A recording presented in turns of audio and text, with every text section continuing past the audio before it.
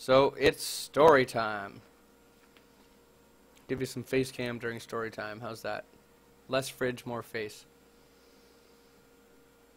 Yeah, sorry guys. Everybody died.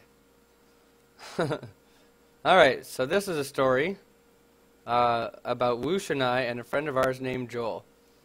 And one day we decided to get a whole bunch of mushrooms that go on sandwiches.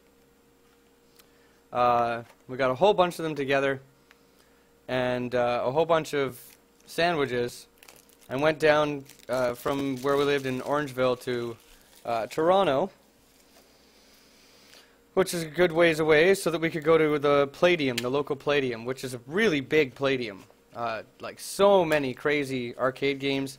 And you know, if you've ever been to a Palladium, you go in, you give them like $20 and they give you like 2 hours worth of gameplay on a card or something.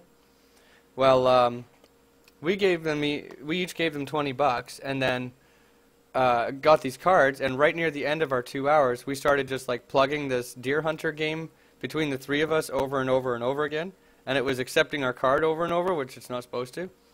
And yeah, and of course, yeah, I'm in an arcade, and that was just a whole lot of fun. And I'm a pretty controlled person when I've been eating mushrooms that come on sandwiches, but that was still a really fun experience anyway.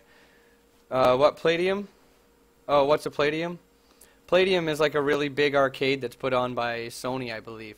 It doesn't mean there's only Sony games, though. There's like really old arcade games. There's like the newest in arcade games, if you can call it that, because there aren't really many. But, you know, and then like laser tag and mini golf and things like that. Really big building that's just for fun. And so we plugged this machine, this big buck hunter machine full. Like, we'd been playing other games the whole 2 hours and then came across this, all three of us. And we ended up plugging it so much we got another like 2.5, 3 hours worth of gameplay out of it. And just sat there, the three of us, shooting these deer over and over. We got really good, actually. Improved my shot. Probably helped me today in Airsoft. But what's it called? Okay, so on our way back, you know, and like my buddy Joel, just so you know, he wasn't driving on mushrooms that come on sandwiches. He's not into that, you know, sort of stuff. He'll have like a beer or two if he's going to be driving. Back then, anyways, I shouldn't be saying now, but anyway, he would have a beer or two if he was going to be driving, but he never would partake in our mushrooms that come on sandwiches. So anyway, so Joel was driving me and Sean back up towards Orangeville, and there's this really nice road. It was a sunny, well, no, I'm sorry, it wasn't sunny. It was a late summer, is what I meant to say, a summer night, and it was really hot out and really nice, and we're like, why don't we go for a walk in the woods? We were known for just going for crazy walks in the woods. And there's this beautiful road you can take called Forks of the Credit. It's just off the highway on the way home to our place. Excuse me. And at the right time of the year, that place is just gorgeous, just amazing.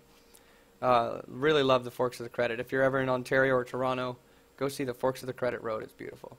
So we're driving along the Forks of the Credit, and at one point, there's this bridge that we can see up ahead of us, and the road kind of goes up and around to go around, like it's a big train bridge that's going across.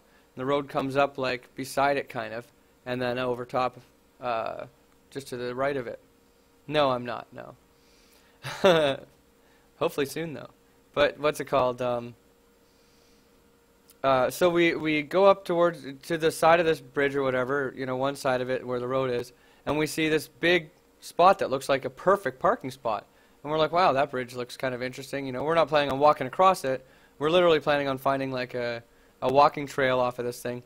And so we park, not noticing that this place has like 6 no parking signs all the way around in all these ways. And I should do a little backstory for you as well. My friend Joel, the driver, had been carrying bottles of beer in the trunk of his car, of all places, just loose, willy-nilly, in like winter.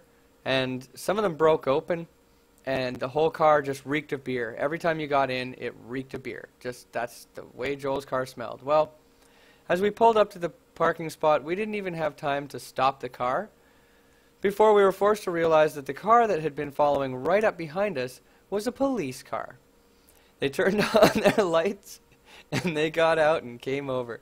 And I was still really feeling those mushrooms to come on sandwiches. I don't know about Sean. You know, I won't speak for Sean. But I also had a lot of sandwiches on me. I had a duffel bag with a great big Ziploc bag with like one big sandwich. I'm talking like close to an ounce sandwich on in this bag. And it was in one zipper of the duffel bag, and I had a bong in the other zipper of the duffel bag, and a water bottle in beside the bong, and a couple water bottles in there, thankfully. And I won't speak for Sean anything that he had on him. I won't speak for Joel anything he had, but anyways, the police officers asked to like search us, and with each one of us, they came really close to finding things that you know could have gotten each one of us in a lot of trouble, if not all of us in a lot of trouble. But they came really close. They wanted me to open my duffel bag, and it was down like on the ground in the car, and he's shining his big mag light down on it. And I opened up the big bag only, like the big top, and the bong was right on top, but I just like grabbed a water bottle from underneath it and was like, see, it's just some water bottles. You know, we were going for walks today. And it turned out Joel did not have insurance on his car, which is illegal in Ontario, illegal in most parts of Canada, if not all now. He didn't have insurance on the car. The car reeked of beer, and the police were convinced that we were local teenagers who wanted to walk across the bridge while drunk, because apparently that's the real thing to do around there. They wanted to know like all their questions were directed towards crossing this bridge. I don't know. It was really weird, but we each managed to help kind of sweet talk the situation. And Joel especially took over the sweet talk because I was still pretty trashed. But he took over the sweet talk and was able to tell the police, oh, I can provide proof of insurance at a later date. I just can't do it now, this and that. And was able to like actually talk a lady at a government office into like backdating his insurance and stuff. It was pretty funny. We came so close to being busted in all the worst ways and ended up being able to drive home. I'll make this a double story tonight. I got another good one. No, I can't, because I got to save up my stories. We'll cross a bridge while drunk. Yeah, it just sounds like a great plan, you know. Actually, I come from a city called Lethbridge, and they have the world's tallest and longest train trestle bridge. It's really, really big. And I've walked across it a couple of times, which is illegal, but, you know, it's like a $60 fine. No big deal. But I've walked it across a couple times at night, actually, which is even scarier. But trains don't really cross it that often anymore. It's not like a hub for trains anymore. Not like when I was a kid, it was like every couple hours. Now it's like every 5-6 hours. You just wait for a train to go by and then cross, and you're fine. But yeah, it was pretty cool. But a lot of people throw themselves off of it. It's a lot more than anybody but EMTs ever get to know. It's kind of crazy. I have like a friend of a friend whose dad threw himself off the bridge, and it's just there's this weird energy around that bridge. Lots and lots of people die there. Anyway, that's kind of a half-second story. All right, guys. Well, oh, you're such a wanker. I think that's it for tonight, guys. I'm gonna call it. I'm done. I need some sleep because I work.